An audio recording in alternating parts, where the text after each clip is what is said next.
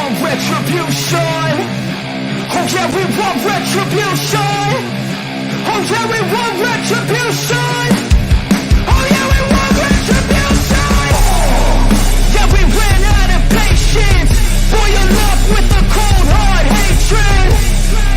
I can feel the vibration. Feet in the streets, it's a new sensation. I wanna break faces on the pavement. I wanna make greatness look complacent. Adrenaline awakened, I can taste it. We can make an impact, grab and then take it. Like a disease, bring them to their knees. They fit their disease. Just like the wind.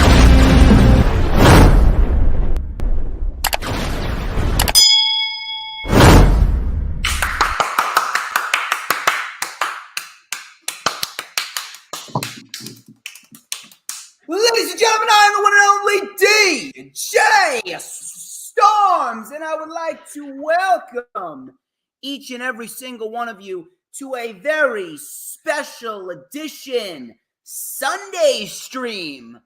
We are getting down and dirty on the Lord's Day. On the seventh day, God rested because DJ Storm said, "Big guy, I got this." As of course, you already know who I am, Mr. Controversy and the operator of the best damn Twitter handle,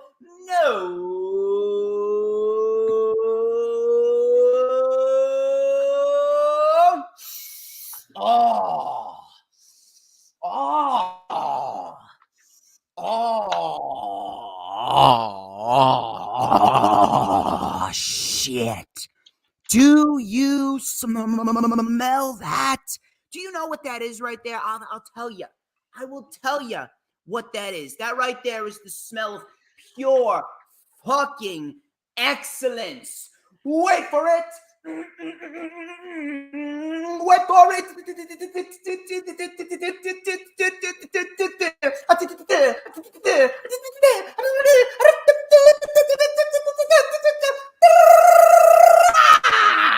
To mankind.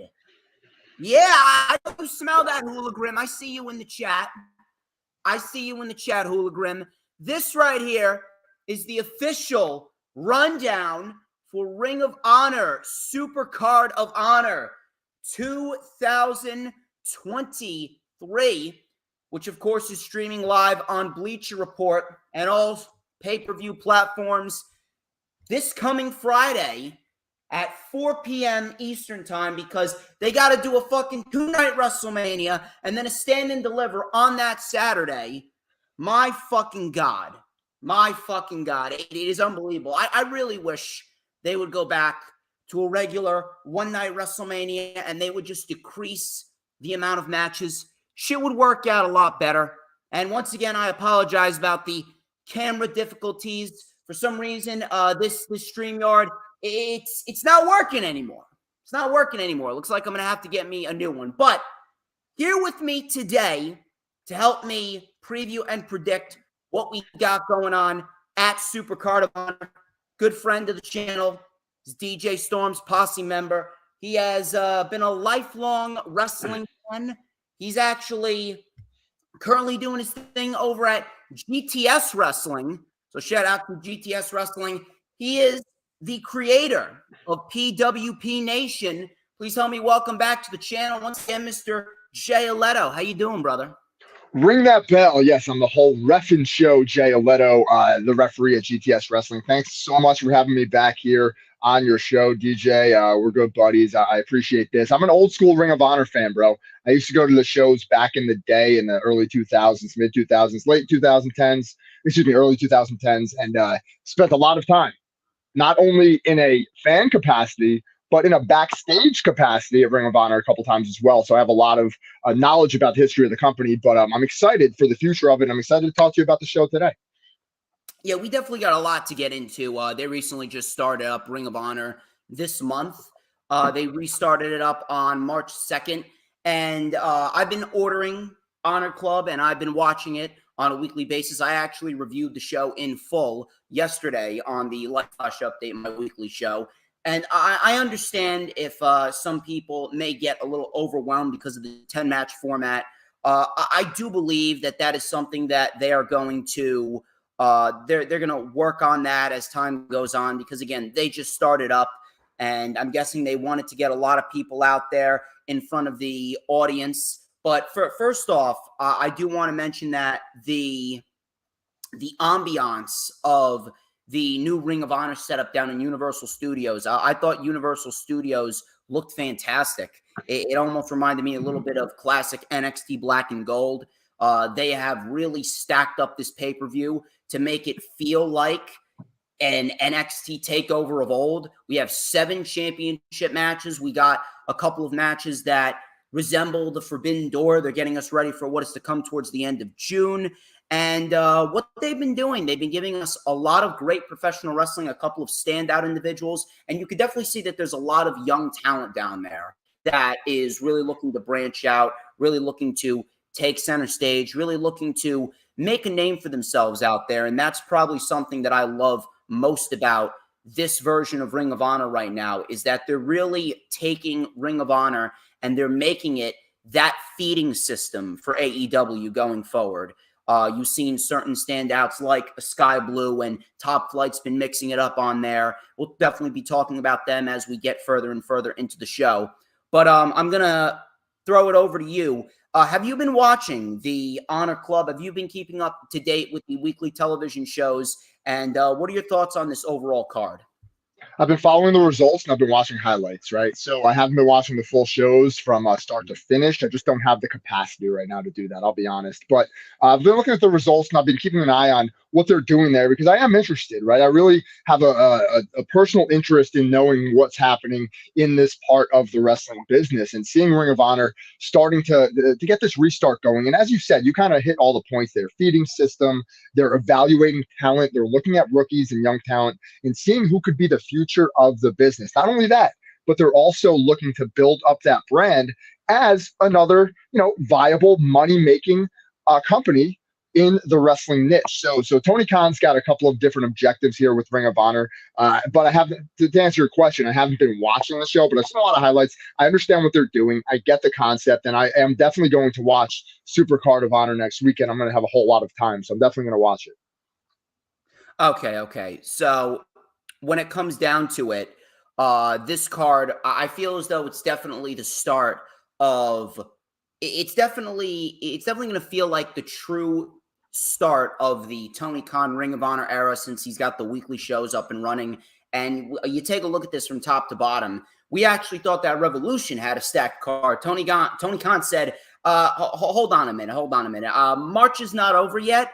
I'm going to give you something else to sink your teeth into. It's not just about Stand and Deliver in WrestleMania weekend. We got Supercard of Honor. So we're going to get right into the festivities here on the stream. But first things first, I would like to know, where can everybody find you on social media?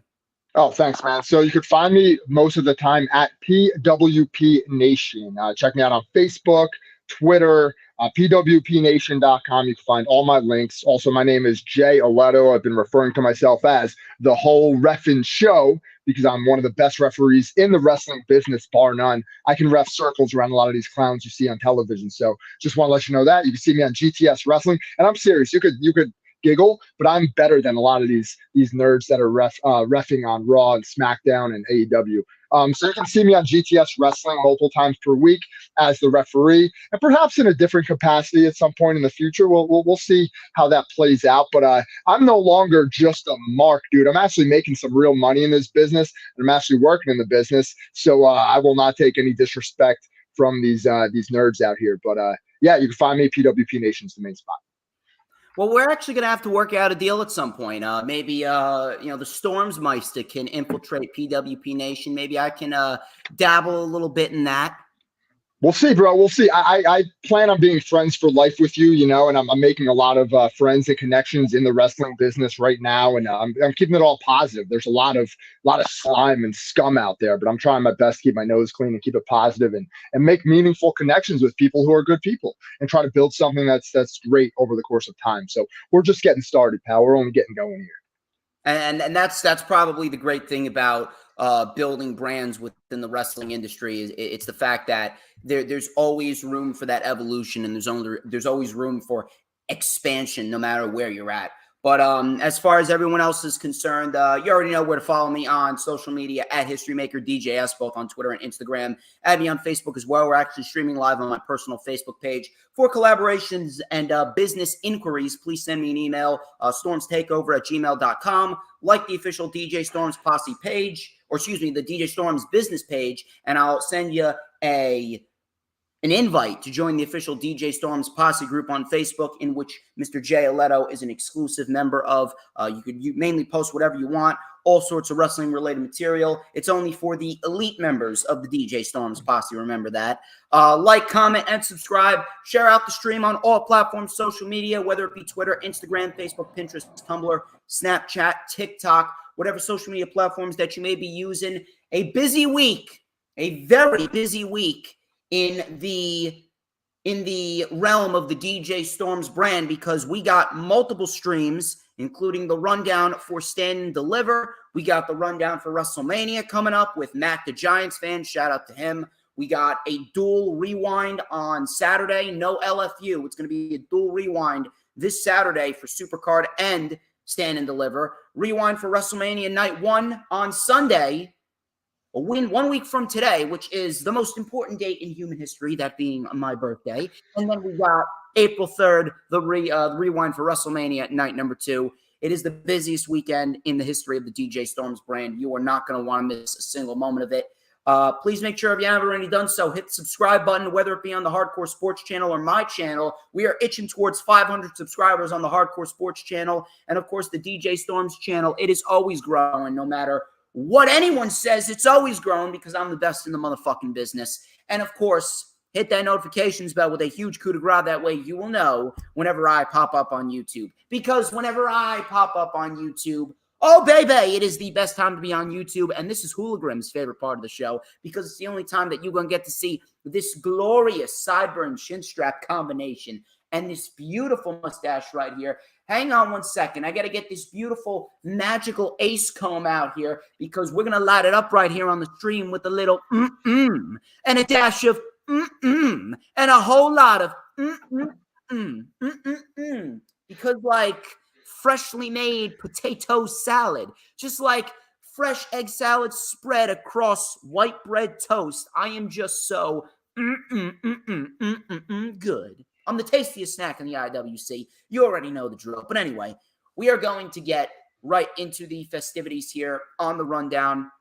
Let's get into this stacked card from top to bottom. Let's talk about Athena versus Yuka Sakazaki. This is for the Ring of Honor Women's Championship. And this doesn't really have too much going into it. Mainly the feud has been built up on AEW Dark rather than Ring of Honor television, and that's because Tony Khan was trying to get everything settled to get Ring of Honor's television show back up and running on Honor Club. So they kind of wasted the match that I thought they were going to go forth with, which was Willow Nightingale versus Athena, and they wasted that on Ring of Honor television back on March 9th. Great match. Probably one of the best Willow Nightingale matches I've personally seen. Great match. But that kind of left the pay-per-view open, and they just decided to put Athena in there with Yuka Sakazaki, which, again, it should be a very good match. I take nothing away from either woman, but it's clear as day that Athena is not losing that Ring of Honor World Women's Championship, simply because of the fact that she is the queen of that division right now, and she is probably the best representation for that championship going forward. I can definitely see more individuals getting mixed up with Athena, like a Sky Blue. She has improved leaps and bounds from when we first saw her. And then you got Billy Starks, who's been showcasing herself a little bit on Ring of Honor television. 18 years old, and she is fantastic at what she does. They got a solid women's division down there. You got Miranda Alizé down there. You got Lady Frost, who has really impressed the shit out of me. But as far as this match goes going forward, Athena is the queen of that division. She is not going to be losing that championship anytime soon. And Yuka Sakazaki is going to be just a casualty in the warpath that is the fallen goddess Athena. And Athena will be going forth into the spring and summer months as the Ring of Honor Women's World Champion. Mr. Jay Alletto, I will give the floor to you. Yeah, agreed, dude. Agreed with basically every point. Athena's one of the greatest women wrestlers that we've seen over the past decade. She's really, really good. A lot of people don't give her the credit she deserves. She's very underrated in the grand scheme of things. I think her WWE run kind of was a little bit lackluster, even though she had some major matches, SummerSlam, title match, stuff like that. But at the end of the day, they are building this division around her. And Ring of Honor is one of those companies where if you look at the history of the company, and I'm going to talk about this a lot, so get used to it. The history of the company is something that Tony Khan is very familiar with and that he's going to go back to basics with in a lot of ways. So you're going to see long title runs. You're going to see dominant champions. You're going to see the building up of a division with a lot of different challengers and a lot of different side stories and random challengers as well. He uses some of this formula in AEW. Excuse my voice. I ref the last man standing match yesterday. Lots of yelling. But anyway, Athena's going to win. She's going to run away with it. It's probably going to be a brutal beatdown. Might be fast. Yuka Sakazaki is good. She's solid. She's fast in the ring. She's very quick moving and stuff. But I think this is a no-brainer for me. Athena gets the win, continues her dominant title run, and this is going to establish her as a main player in this division eventually after this title run is over, heading probably back over to AEW for a run at one of those belts once again. Yeah, well, when it comes to Yuka Sakazaki, she is not really there to win championships. She is there to add to the division. She's pretty much in the Riho role. They're not there to be winning championships. They're there to give other people very good matches and help put other people over. Who can you see taking that championship off of Athena when the time is right? Do you see a Sky Blue? Do you think they'll rebuild Willow Nightingale back up? Who do you feel as though those the best representation to do that? And when do you think that's going to happen? Do you think that's going to come at Death Before Dishonor, probably in July? No, I think we're way, way, way longer than that. Remember, Ring of Honor is a brand that needs to be reestablished, right? You gotta think of it this way, right? WWE is the big brand, and then AEW is a niche within a niche, and then Ring of Honor is literally a niche within a niche within a niche. So you're talking about a small fraction of the actual audience that watches AEW. So it's going to be important to establish these stars that fans are familiar with over a long period of time. So I could see her holding that belt for another year.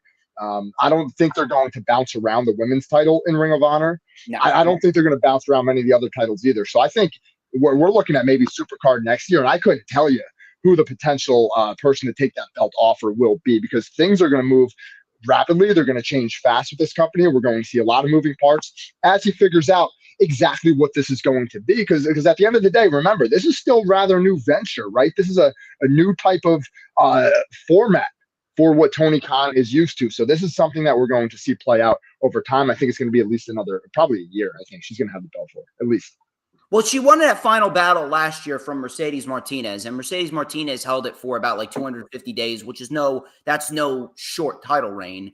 So if you do decide to take the title off Athena in July, that would be no short title reign in itself. But could you see her potentially dropping it at final battle this year, towards the end of the year, or do you think though they may give her a longer period of time with that? Maybe, yeah. It depends who gets over, right? I don't, any of the names you mentioned, the Lady Frost and people like that, I have no idea, right? I don't know where they line up as far as their metrics are concerned. A lot of things have to do with popularity, right? The decisions that wrestling promoters make is based off of popularity of that superstar, and a lot of different metrics go into that. So in this case, Athena is a mainstream star in the wrestling niche. Everyone knows who she is pretty much. So I think she's going to hold that belt. Final battle might be a good spot for that, because that is usually the culmination of somebody's title reign or big angle where you kick off something new for the new year. Final battle normally for old Ring of Honor anyway used to be like their big blow off show for the year where storylines would come to a head. So that could potentially be it. Yeah. So yeah, we'll definitely keep an eye on that going forward. But this is a no-brainer right here. This is Athena's match to win, hands down, and Athena's will be the supreme overlord of that division for quite a while. She is probably the best representation to do that. But I would not mind if they want to, with what they're doing on AEW television with Saraya, Toni Storm, and Ruby Soho, considering that this could be leading towards a big maybe a 6-woman tag or an 8-woman tag and or a blood and guts match if they want to do this. I can definitely see Thunder Rosa. She's going to come back. She's going to join Hayter and Britt. And then Sheeta will come back. She will join the AEW Originals. And then you need a woman for the Outcast. I can definitely see Athena being that 4th woman. Then you got 4v4 and everything lines up and makes sense right there. Yeah, I can't disagree with that. That's a very good creative idea, brother. I like that. I think the blood and guts would be awesome for the women to do, right? That'd be a really cool kind of visual in AEW. It's either that or it's the Elite and the Blackpool Combat Club, whichever one they decide to go with. We're definitely, for me, at least, I can definitely see another Anarchy in the arena with the Blackpool Combat Club potentially bringing back either Bryan or Punk, depending on which way they want to go. And then you got the Elite with Hangman Page, and that's a 4v4 right there. Yeah, you hit the nail on the head, dude. Depends on where they want to go. Yeah, you hit the nail on the head. There's a lot of different options. It's just like, Tony Khan's got all these action figures, right? He's got a whole slew of action figures. He can just do whatever he wants with them, right? Just pair them all together. So he has many different options creatively, and those are some 2 really good creative pitches that I'm sure are being considered. Probably both of them. That's probably the best part about the roster that he's assembled, because of the fact that there's so much talent within it, and it does have its cons. But when it comes to the pros, the definite pros of a roster like Tony Khan has assembled is that there's so many directions that he can go in that it definitely keeps us guessing. But yeah, lots of mix and match, right? Lots of mix and match. You can kind of throw things together on a weekly basis. That's what we see he does sometimes. I take AEW Dynamite a lot of times. I compare it to like a weekly wacky acid trip, and I'm not saying that's a good thing or a bad thing. What I'm saying is you really never know what kind of way that show is going to play out. Whereas if you watch Monday Night Raw, you have an idea of the basic layout of that show each and every week and how it's going to go. Whereas AEW, you have no clue. It's all over the place every single week, and I like that. It's unpredictable. That's the best part about it. So, one thing for sure, this is a no-brainer. Right? Athena's taking that championship home just like she usually has. Moving on here, let's talk about the Ring of Honor Pure Championship. This is Wheeler Yuta and Katsuyori Shibata. Now, this came about because Wheeler Yuta has been running through Shibata's students on Ring of Honor television. He beat Timothy Thatcher, and then he beat Clark Connors, and he called out Katsuyori Shibata. One thing is for sure, I've been loving the heel Blackpool Combat Club. I've been loving this attitude that they've been showing as of lately. Claudio has really taken a liking to it as well, especially him. Like Moxley, we already know he can play both sides of the coin. He can do a baby face and he could do a heel. But Claudio, I've definitely been loving the attitude that he's been showing, just coming out with these fancy shirts, looking smug as ever. We'll talk about that in the main event. But Wheeler Yuta, this is definitely something that I think is greatly going to benefit Wheeler Yuta going forward. And as far as this match with Shibata, this will absolutely be a match that will continue to build on the star that Wheeler Yuta is. And he's probably one of the best representations for the Ring of Honor brand right now, because he's not really going anywhere on AEW television. Yeah, he's with the Blackpool Combat Club, and they got this heel turn. They got this feud with the Elite, which is fantastic for a guy like Wheeler Yuta. But Ring of Honor right now, I feel as though that's going to be a strong suit going forward, probably at least for the rest of the year, just so that way he can, mix it up with a couple of the young guys down there, and maybe he can help out and transfer some of his star power that he's built from the Blackpool Combat Club to some of the other guys down there. You got a guy like Shibata, and we've seen what he can do against a guy like Orange Cassidy. We saw that back in November, and that edition of Rampage where Shibata and Cassidy fought for the championship. We all know it's going to be hard-hitting. We all know it's going to be very, very intense. It's going to be something that we're all going to have to keep our eyes on, which is definitely something that I'm looking forward to. But when it comes to this, this match and everything that's going on with Wheeler Yuta, this is all lining up to continue to push Wheeler Yuta as the young upstart, as that smug guy that's looking to continue to make a name for himself at other people's expenses. And Wheeler Yuta is going to continue to build on his legacy as the pure champion. And by the way, he is the first ever two-time pure champion in Ring of Honor history. So that right there is already adding to his credibility as it is. But when it comes down to it all, I got Wheeler Yuta retaining this. No reason to take the pure championship off of him. And I can't really predict to you who's going to take that title off of Wheeler Yuta. It seems like an open field as of lately. But if you got something, I definitely like to hear it. What you got? That's what the Pure Championship's always been about, right? So the Pure Championship is a belt that really was never based off of feuds or like big rivalries. So this is cool to hear, because I haven't really been following the show as closely as you have, clearly, because I didn't even know that he was fighting these trainees of Shibata. I just saw this match put together, figured it was just a random pure title match. But again, I can see Wheeler Yuta coming out as a winner here. I think it's very interesting that he's wrestling a guy like Shibata. I was actually at that match with Orange Cassidy in Atlantic City yeah, I went to that show. I was there. And it was great. The crowd was really into it. Shibata's amazing. I used to watch his New Japan matches all the time, and he was one of the best in the business when he was in his prime. Now he's a little, I'm not going to say he's past his prime completely, but a little bit past his prime. He's had a lot of injuries. And depending what Tony Khan's motive is here with the pure title, right, this could be a situation. I'm just playing devil's advocate because I do ultimately think Wheeler Yuta will retain. So I do agree with you. But just to kind of give it a little bit of color commentary on this. If Tony Khan wants to take that pure title off of Wheeler Yuta so he can focus on AEW and get off of Ring of Honor, I get it. I understand it. Because then you put it on a guy like Shibata, you have the Forbidden Door coming up. You have that New Japan kind of feel in Ring of Honor that has always existed since the beginning of the company, basically, whether it was All Japan or New Japan or whatever, Noah or whatever Japanese company was doing business with Ring of Honor. They've always had that Japanese presence on the show. So that to me is interesting, right? That gives Tony Khan the decision to make here. I do ultimately think Wheeler Yuta's going to win. If I was booking it, Wheeler Yuta wins this match, and I don't put that belt on Shibata. I don't have that Japanese influence involved right now because you want to keep Wheeler Yuta strong and as a heel and build him up.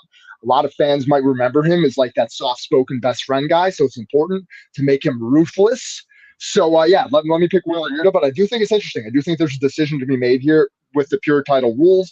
I think Tony Khan really, honestly, had to think about this before he made the decision. And whatever the deal is with Shibata, right? So, yeah, let's pick Wheeler Yuta, but I do think this is a very interesting match. Well, one thing you do have to remember with Shibata is how willing is he to commit to the United States to hold that pure championship? Because here's the deal. Forbidden Door is like one event, so he'll probably be there for like a week. He'll do his shit. He'll probably make one appearance on Dynamite or, one appearance on Rampage, something like that.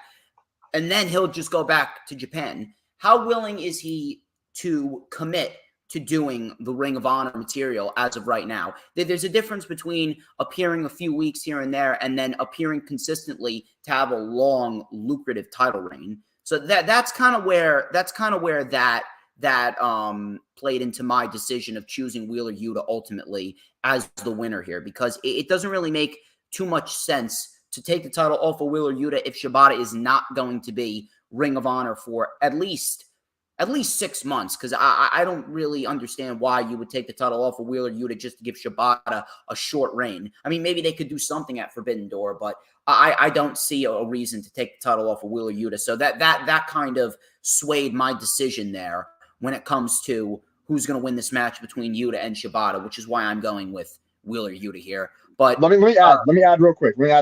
There's always the possibility that he could bring that belt to Japan and have matches over there, and they could film those matches and air them on Ring of Honor. They've done that with other belts. They did that with the All Atlantic Championship, I believe, when Pac had it.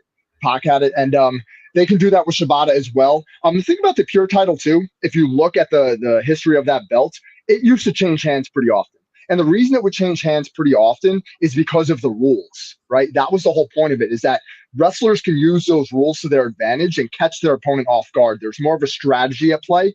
So I think this division is different than any other division in professional wrestling with that rule set. It's a very specific, strict rule set. that can go in either direction with that wrestling psychology. So again, I'm picking Wheeler, but there is always that possibility that they can do something outside of the box to get him away from Ring of Honor so we can focus on whatever Blackpool Combat's doing full time. So this might be his graduation from ROH potentially, or it could be his continuation. It's going to be one or the other, but I do think it's interesting overall. Well, if they continue to do the taped format like they've been doing, I can definitely see Wheeler Yuta continuing to hold that championship. I'd probably give him to Death Before Dishonor because that gives him a nice, solid amount of time with the championship. That gives him plenty of challengers to face off against, and they got some people down there that they could throw in there with Wheeler Yuta. A guy like Dalton Castle, maybe if they want to bring Jay Lethal back down there, they could do that. Maybe if they want to bring up someone like, I don't know, some of the younger guys down there, maybe mix it up with a Blake Christian, maybe a Metalik, maybe if they want to keep some of the AAA guys down there, I'd love to see a match between Commander and Wheeler Yuta, which would be fantastic. And we'll talk about Commander in a little bit because he's actually on the show. That's going to be some crazy shit all together. But yeah, I think we're Wheeler Yuta across the board right here. Let us go into the Ring of Honor World Television Championship contest right here. We got ourselves Samoa Joe and Mark Briscoe, Ring of Honor World Television Championship. And this has a story in which Mark Briscoe has been chasing this pretty much his entire Ring of Honor career. He's had 8 championship opportunities, and he's failed at every single one of them, looking for lucky number 9. But ultimately, this match in general, it's more than just a Ring of Honor World Championship match or Ring of Honor World Television Championship match. It's more than just a title match. It's more than just about Mark. It's more than just about Joe. It's more than just about getting a big-time matchup for the Ring of Honor World Television Championship on Supercard of Honor. It's much more than that. Ultimately, at its core, this match is about Jay. This match is about Jay Briscoe. This match is about paying tribute to what he was, especially to these two men. And if you saw the tribute for Jay Briscoe, Samoa Joe had an opportunity to sit down and talk about Jay Briscoe. And I don't think I've ever seen Samoa Joe like this. He was literally bawling his eyes out. Bawling his eyes out. He could not be consoled. He was just completely fucking broken. And that kind of took me back because you've always seen Samoa Joe in this stern, ruthless type of form, and then seeing him just break down into tears over Jay, you can have to imagine that Joe probably wanted to work with Mark Briscoe here.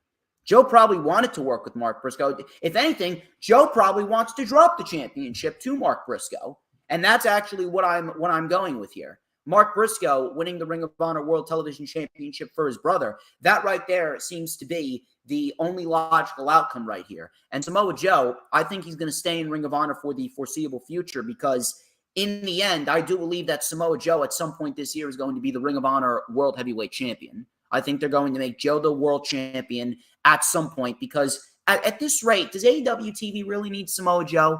They got plenty of stars on there to hold down the fort. They're really pushing a lot of the young guys up there. And if you ask me, I do think that Tony Khan is looking to keep some veterans down there, some locker room leaders to help keep everyone intact. Because you take a look at Ring of Honor, and there's a lot of young guys in Ring of Honor. You got some veterans down there like Kingston, Claudio, Athena, and that's kind of it. Mark Briscoe as well.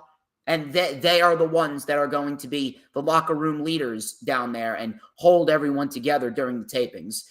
But that's pretty much my mentality. I really don't see Samoa Joe making a return to AEW television right now. I don't feel as though they need him. I feel as though Ring of Honor needs him more. And he will definitely be the world champion sooner rather than later. It all depends on when they want to pull the trigger on him. And that's going to be his last hurrah as like a full-time professional wrestler because he's been slowing down a little bit. He hasn't been injured. Which is great. It seems though he's caught the injury bug in WWE. He hasn't done that in AEW so far, knock on wood.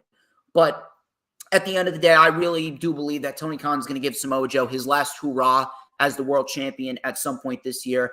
And Mark Briscoe is going to be the world television champion, and he's going to do his thing as the world television champion, probably fighting some guys like Silas Young and Shane Taylor, people like that. Maybe a Dalton Castle if they want to throw him in there. But I definitely feel as though this is going to be a very heartfelt match. And you have to imagine that Samoa Joe is going to take great pleasure in putting over Mark Briscoe as Mark Briscoe becomes the world television champion. But Mr. Jay Alletto, the floor is yours. Reach for the sky, boy. Bro, let me tell you, the Briscoe brothers, I'll just tell a quick story real quick. I was backstage at Ring of Honor, not Supercard. It was called Glory by Honor something or other, whatever year it was. And I'm backstage there, and I'm doing a segment. I was brought in as security. I was there with a podcast I was doing at the time, right? I think this was probably 2010, 2011. And I'm back there and did like a little angle. And then they're picking out security to do an angle with Kevin Steen and El Generico, Sami Zayn, in the ring later on that night, right? And I was just going to be security to break a pull-apart type deal. So I'm backstage and I'm introducing myself to people because that's what we do in a wrestling locker room. And I went up to Jay and Mark Briscoe and I introduced myself, right? And those two were super nice, looked me right in the eye, shook my hand, welcomed me to the locker room, and offered me a shot of whiskey.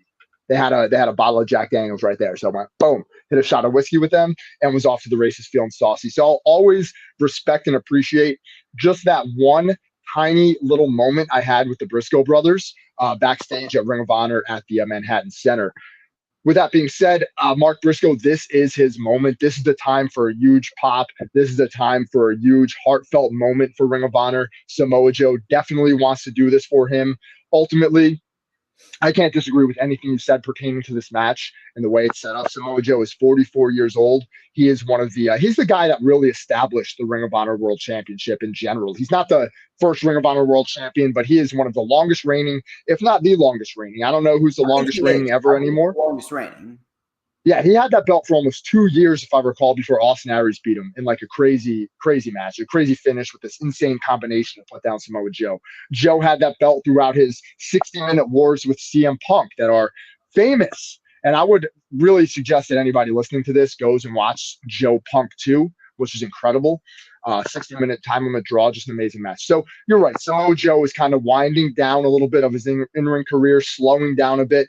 44 years old, you can assume that to be true, right? But I do think he's got more left in the tank to have that really, really big major match. And he's going to do a lot of character development and helping the future of the business. So, yeah, I do pick Mark Briscoe here. I think it's going to be a phenomenal match. I think they're going to put everything out there on the table. Samoa Joe was able to neatly tighten up and put like a bow on his feud with Wardlow, finish up his AEW stuff as the TNT champion. He was able to do that King of Television thing, which I loved as a longtime Samoa Joe fan. I thought that was great.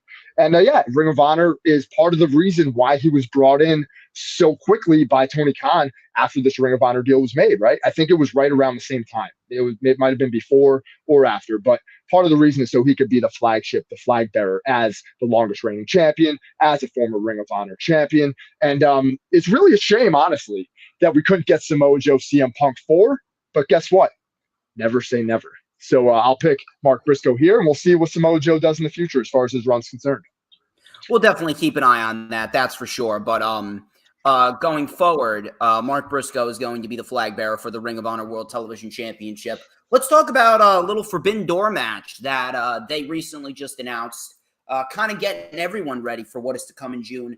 Elio Del Vikingo versus Commander. And after their 2 appearances on AEW Dynamite, I mean, holy shit, you can expect some crazy fucking shit to go down in this match. I don't know if they are even human at this rate. I think Vikingo is legitimately something straight out of a video game. They legitimately fucking plucked him from the Matrix, and he is apparently a legitimately walking cheat code walking among us. And it is absolutely crazy to see what he can do. And one thing is for sure, and this is probably the one thing that I love most about professional wrestling, it's the fact that when we see someone that we are not all too familiar with, seeing someone that we don't know too much about and seeing them kind of take us from, oh, who's this guy, to, holy shit, this guy can really fucking go. That right there is probably one of the greatest things to me personally as a professional wrestling fan that I love. And that's pretty much what I got when watching these 2 guys. So I'm actually very interested to see what these two guys are going to do. It's going to be crazy. There's going to be a lot of fucking high spots. And if they want to, these guys could end up stealing the fucking show. I don't think they are. I have my show stealer already signed, sealed, and delivered. We'll see if that lives up to the hype. But I definitely do believe that these two are going to give the ladder match a run for their money. And I can absolutely see Elio Del Vikingo retaining the championship. I don't think that they're going to do the title change now. If they are going to do a title change, I think that we're probably going to do something with Conan, my guess. And Conan is going to be the one to ultimately make the decision on whether or not Vikingo loses the championship. But this is going to be one hell of a fucking match. It's going to be one crazy spot fest, as we know it will be, specifically based on what we saw with Vikingo against Kenny Omega legitimately this past Wednesday. Absolutely fucking insane. Probably, to me, the best first impression that a wrestler has ever given us in a new company since Shinsuke Nakamura's debut against Sami Zayn at TakeOver Dallas. Nakamura, that was the benchmark. Now, I don't want to say Vikingo topped it, but he came damn near close. He came damn near close. So this is going to be some crazy shit, and I can see Vikingo retaining the championship. The one thing that I'm actually interested in is this going to continue to be a gateway for more shit to happen at Forbidden Door? Because with Forbidden Door, it was mainly just AEW and New Japan. Do you think we could potentially get Ring of Honor in and AAA in there as well? Oh, absolutely. Oh, unquestionable. Absolutely. No doubt about it. Again, I'll pivot back to Tony Khan being a historian of the wrestling business and loving the history. You go back to like the Superclass shows in the 80s, right? Which you might not be familiar with, but it was like when the NWA and WCCW and Memphis territory, the CWA, and all these different companies would combine to like try to counteract WrestleMania and have like a huge mega show in like a baseball stadium or something. It's the same basic concept. You get all these different companies to combine their talents, put them under an umbrella, Forbidden Door in this case, not Super Clash, and you have a bunch of awesome matches. So I think absolutely you'll see AAA involvement, Ring of Honor involvement, and anybody else who wants to be involved. I think that the door is actually wide open to do business if you want to do business with him. Ultimately, I think Vikingo wins this match. His performance on Dynamite the other night, amazing. That's not the kind of match that I necessarily love as much as I do like the storytelling type matches. However, watching that, I popped by myself multiple times. I was going, oh my God. It was awesome. It was incredible. These dudes got to be careful, man. I saw one, Vikingo did a springboard flip over the top rope, which you saw onto Kenny Omega on the table, right? He clipped the back of his head on the apron. He clipped the back of it. Dude, if that apron didn't have a cushion on it, which we all know it does, if that apron was still like the piece of metal that the frame of the ring is made out of, that dude might have been knocked out cold. Yeah, that could have been the end of the match right there because he clipped his head. So these guys got to be careful. I know they're going to put it all out on the line because it's a huge spotlight in American wrestling for them. So I think they're going to put it all out there. But I think Vikingo is going to win based off of his performance at Dynamite. And I think they're going to use him more because that match got 5 stars and it got over really well. No offense to Commander. His match with Bryan Danielson was incredible. But Bryan Danielson's also the best wrestler in the world. So he could probably have a 5-star match with a broom. But yeah, dude, let me take Vikingo. And I do love your idea of Forbidden Door, like branching out into more companies, right? I think that's awesome. I think we're going to see that for sure.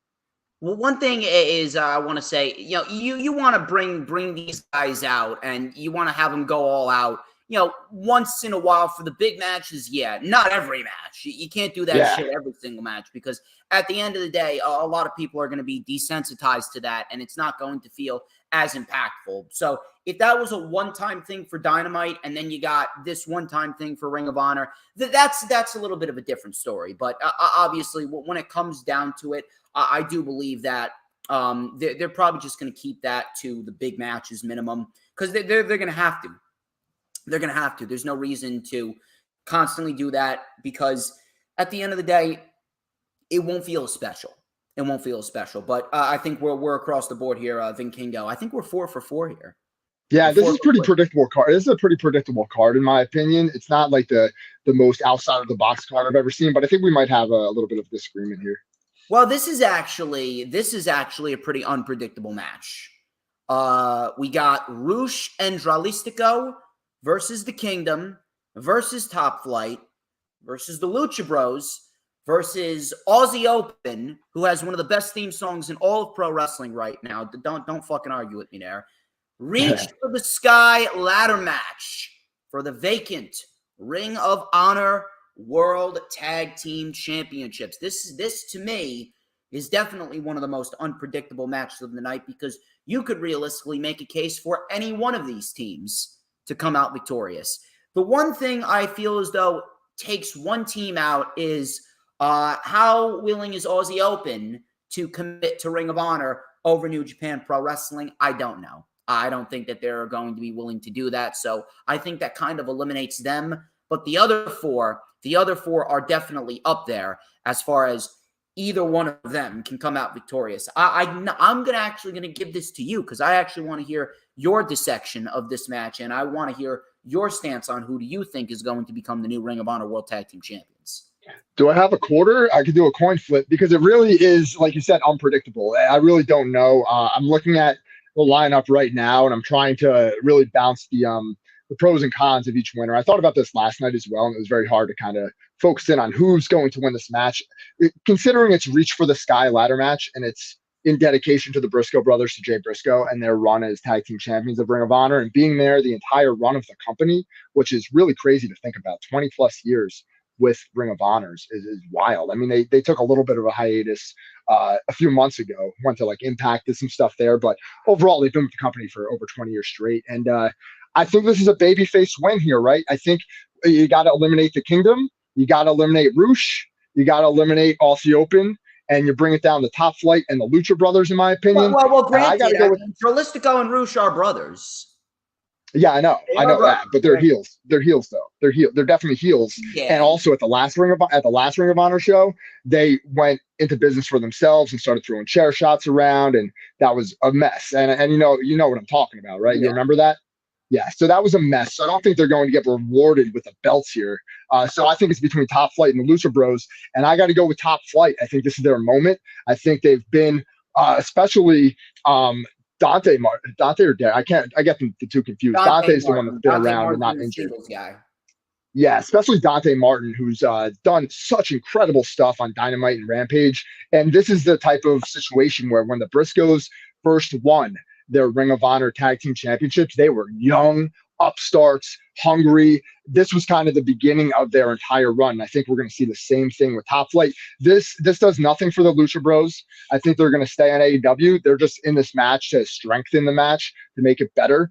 It would do a lot for a heel team like the Kingdom. However, it's just not a match where I think a heel's going to win. So give me Top Flight. You know, they could end up giving the titles to the Lucha Bros. I'm not saying that is the case, but you know, I would not mind the Lucha Bros Ring of Honor run. I would not mind that at all, because right now, I don't really see them going anywhere on AEW television, mainly because of the fact that they've been tag team champions, they've been trios champions, they've already experimented in those areas. And on top of that, you know, they're kind of just used to help other people get over when it comes to the All-Atlantic and the TNT Championship. So I don't really see either of them winning any titles on AEW television. But if they want to have a little brief stint in Ring of Honor, that I would not mind. But I'm actually in full agreement with you. I didn't think you were going to go with Top Flight. I actually thought you were going to go with the Lucha Bros. But I am all for Top Flight here. And specifically because you can definitely tell since the year began that Tony Khan has heavy, and I mean heavy, investment in Top Flight. This is the first time in which Top Flight has actually gotten the opportunity to showcase to everyone what they can do as a duo, because when they first got to AEW, they had one match against the Young Bucks, and then immediately Darius Martin, he just went down with injury. He went down with injury, and Dante was forced to go singles, and he's done some fantastic stuff in his own right. He's really proven that he could be, you know, the Jeff Hardy of that tag team. So now that Darius is back, you can definitely tell that Tony Khan has been waiting to finally invest in these guys as a duo, because they are such a great tag team, and they're kind of like the second coming of the Young Bucks, so to speak. I don't really want to make comparisons because, you know, the Young Bucks are uncomparable, but they really do feel like the next top tier brother tag team that's really going to take the world by storm. And based on what's been going on, again, Top Flight's another team. I don't see them winning the AEW World Tag Team titles yet. Those titles are going straight to FTR. The Guns right now, I mean, the Guns, they've surpassed all of my expectations. They're doing some great shit. They're fucking heat magnets. And that match with FTR, I can tell you it's going to be great. So FTR is going to be holding those championships for a good while going into the summer and potentially going into the fall. So I don't see Top Flight winning those tag team titles anytime soon. So where you want to start them at, you start them in Ring of Honor. You start them in the developmental territory. You start them in the undercard territory in which they can establish themselves. They can establish themselves, and they will be the flag bearers of the Ring of Honor tag team division going forth. And Top Flight will be, they'll have their credibility boosted by winning the Ring of Honor World Television Championships. This will be their big moment, and this is going to be something that I can definitely see them looking back on and say, that was the match that catapulted us into the next level. And I definitely feel as though they are the team to be catapulted into the next level. Another thing is you always got to keep an eye out with Tony Khan and whatever year he's booking in, because year over year, we've seen groups of stars be made. You can tell in 2021, you had Hangman made into a star, and Jungle Boy, and Darby, and MJF, and Sammy. Those were the stars made in 2021. Then you got 2022, you got the Acclaimed, you got Wheeler Yuta, Daniel Garcia, you got Jamie Hayter in there, Wardlow. Now you got 2023. Who's going to be a part of the next group to be made into superstars? Who's going to be the next top tier young group that they're going to invest in? I think that Top Flight's going to be a part of that category here. So I think we're across the board.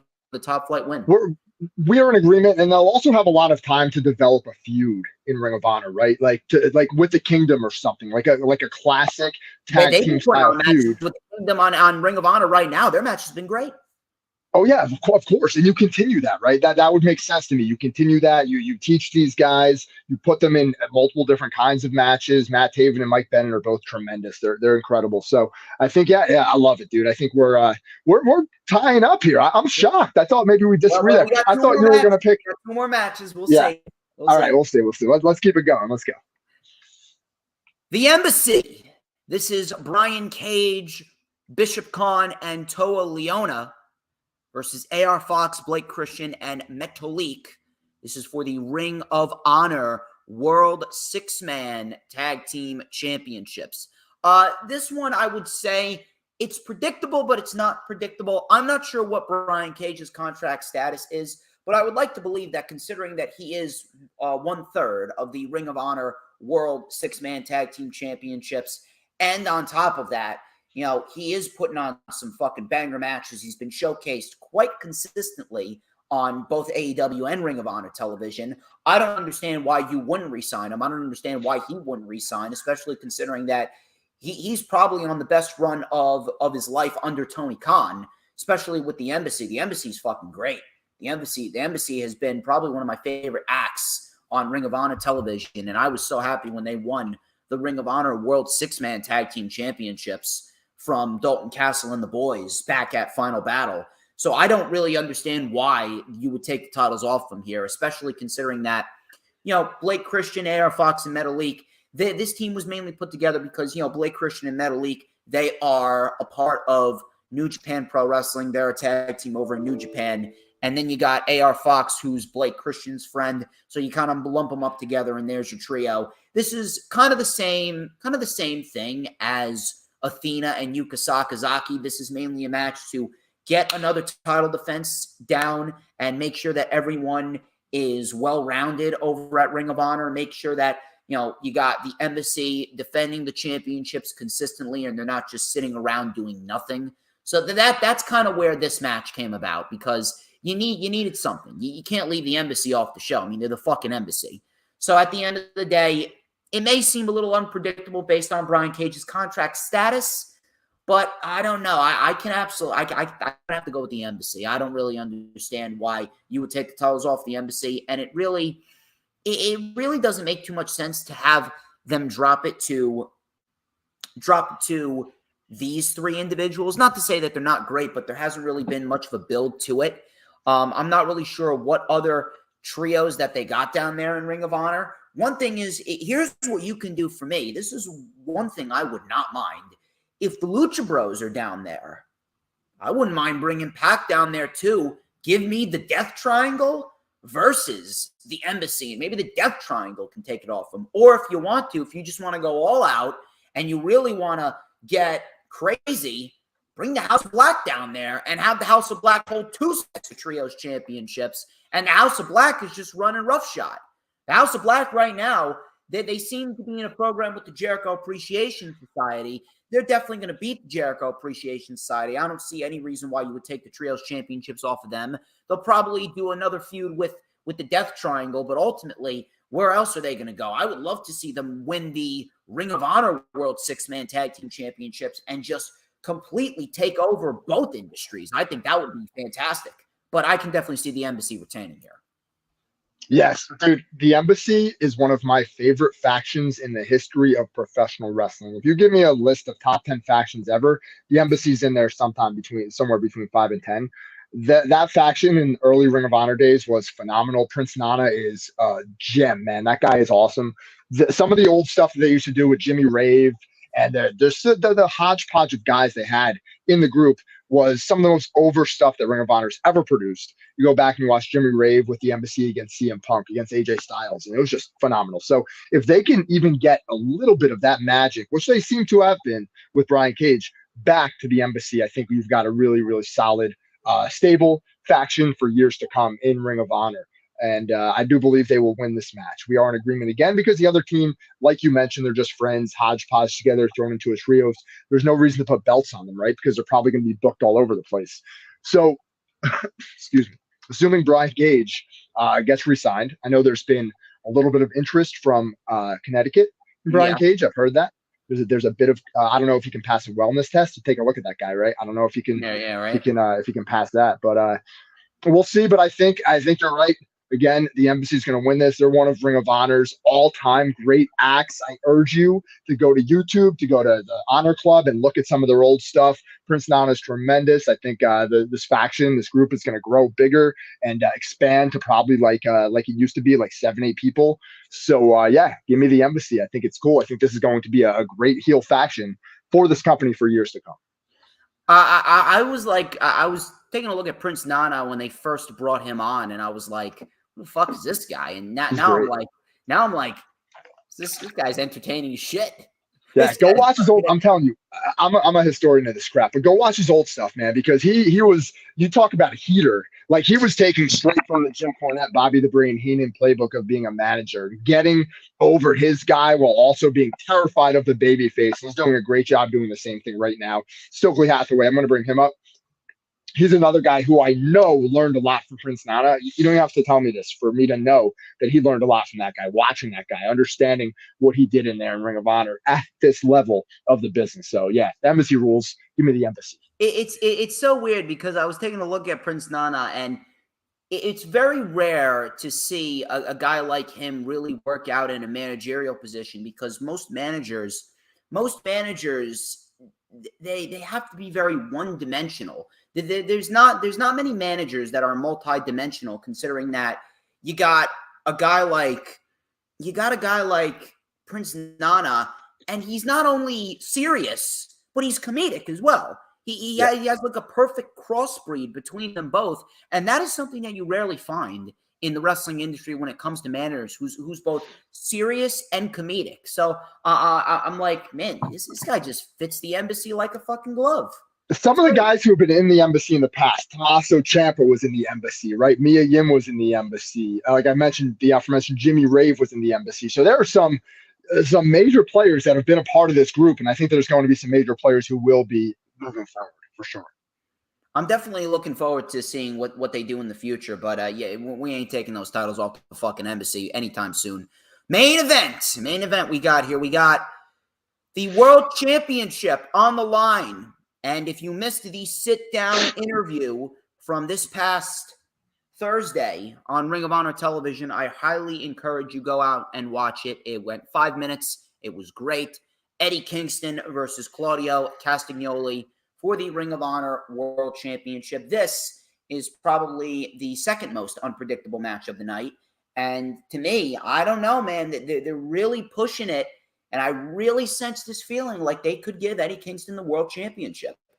So I don't know what it is, but it seems as though they are aligning everything up to give Eddie Kingston the world championship.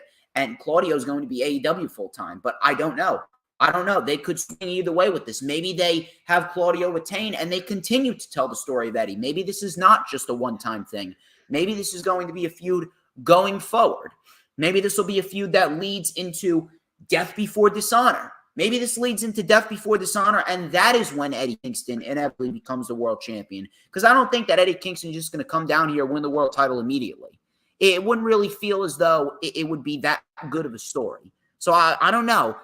I want to say Eddie Kingston, but I don't know. Maybe I'm going to lean a little bit more towards Claudio Castagnoli because I think that they'll probably tell the story of Claudio probably getting the one-upsmanship on Eddie Kingston. And Claudio did say, you're going to run away, you're going to whine and cry, you're going to blame everyone else. Maybe Eddie Kingston doesn't do that this time. Maybe he stays where he is. He stays in Ring of Honor, and he continues to work and get one more shot at Claudio at Death Before Dishonor in July. Claudio would have held it for a solid amount of time, and then Kingston wins the world championship. So I don't know. I'm going to go with Claudio here to retain the championship, and I do believe that this is going to be a feud that's going to extend into the next Ring of Honor pay-per-view. Yeah, these guys have been feuding behind the scenes for 20 years, man. They've been friends and enemies privately for a lot of years. They've had a lot of problems and stuff, but ultimately I think they've been friends for the most part of the thing. Here's the deal, man. I'm picking Eddie Kingston here. This is a baby fit. This show is WrestleMania weekend, right? You're gonna go out with a huge, monstrous, newsworthy event. Claudio Castagnoli, that dude is going, as soon as his contract is up with this company, he's taking a one-way ticket back to the WWE. Okay, he's going back there. He's Triple H's guy, right? He's going to go back there 100%. So, and he probably has a 3-year contract, so that's a ways off. But I do think there's an effort, and this is part of the reason why I think Shibata might be Wheeler Yuta, to get these guys, Wheeler Yuta and Claudio, back to AEW full-time. And also, Claudio had already had that whole story, right? Wins the belt, loses it to Jericho, wins it back from Jericho. Now, Eddie Kingston, who was also tied into that entire rivalry, it all kind of makes sense, right? It's all like an interweb twined, whatever, spiderweb type thing. I think Eddie Kingston wins. I think it's going to be a big babyface moment. Eddie Kingston hasn't had a world championship, I don't think, ever, if I'm not mistaken. No. Yeah, so, and if he does, it would be his first world title. Yeah, and he's an ROH veteran, dude. I watched him and Chris Hero kick each other's ass multiple times inside the building in Ring of Honor, and I think this is his moment. I think he becomes the champion, and I think he needs to stay away from the AEW locker room.